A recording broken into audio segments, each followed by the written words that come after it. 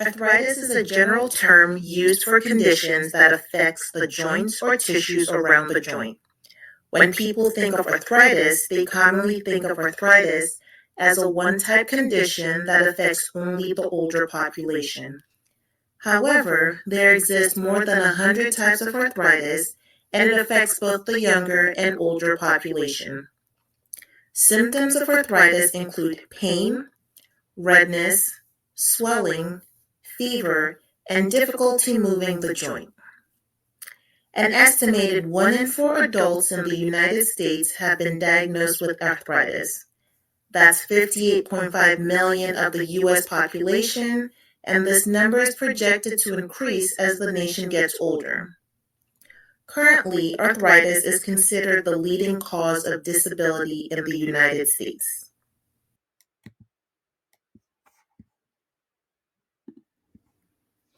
Some risk factors for arthritis include the genetic predisposition, gender, age, lack of physical activity, and chronic conditions such as smoking, obesity, diabetes, and heart disease.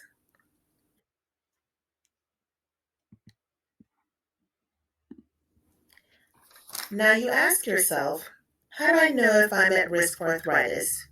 Where do I start with arthritis? Well, being able to self-assess is important. You can self-assess whether or not you have arthritis with the following 7 questions. These questions include, have you had persistent joint pain for more than 6 weeks? Or one or more joints affected?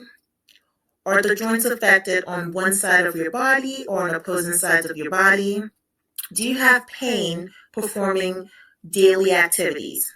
Is your joint pain warm or tender to the touch? Do you have to take over-the-counter medication to relieve this pain? If you are able to answer yes to one or more of the listed questions, you should follow up with your doctor. Your doctor will be able to go over your results with you and order other diagnostic tests to confirm if you have arthritis and what type of arthritis.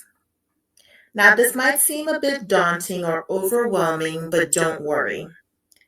Below is the link to the questionnaire to be able to self-assess. The beauty about the link is you're able to print these results and take it with you to your doctor. Your doctor will be able to go over with you what changes you could make to handle your arthritis.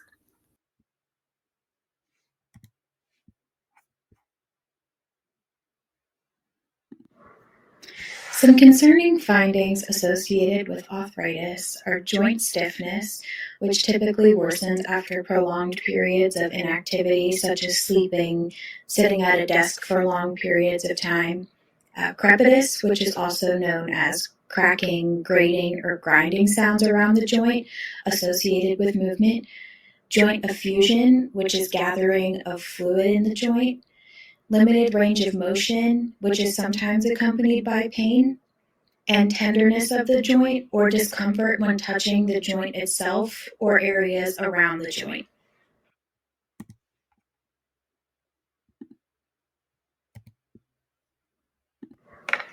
Primary prevention refers to intervening before health problems occur by targeting areas that may be associated with the start of the disease.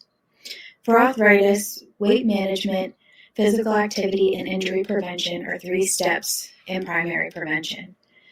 Weight management can begin as early as adolescents or in the youth population to decrease workload of the joints over a period of time. Physical activity is important for all age groups. This includes weight-bearing exercises, balance training, and stretching. They have all been proven benefits to decrease the likelihood of developing arthritis, and they also aid in injury prevention to improve flexibility and strength of muscle and joints. Injury prevention is especially important in athletes. It's actually proven that individuals with knee injuries are 3 to 6 times more likely to develop signs of arthritis later in life.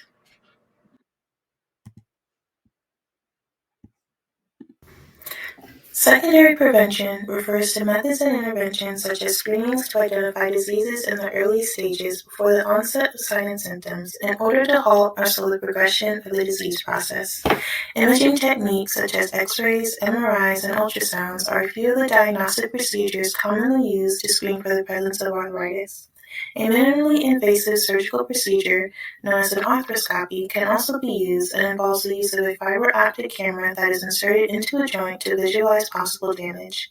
Lab testing can also be used.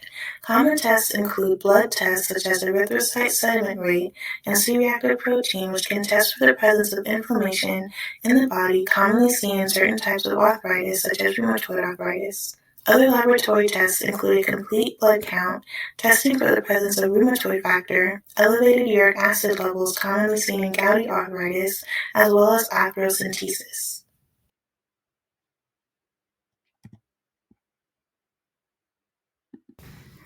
Tertiary prevention involves efforts to manage, rehabilitate, and limit complications after the onset of disease.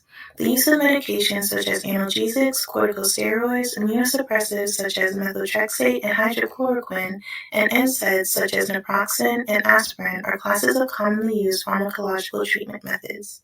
Non-pharmacological methods include physical and occupational therapy, diet modifications, and weight-bearing exercise.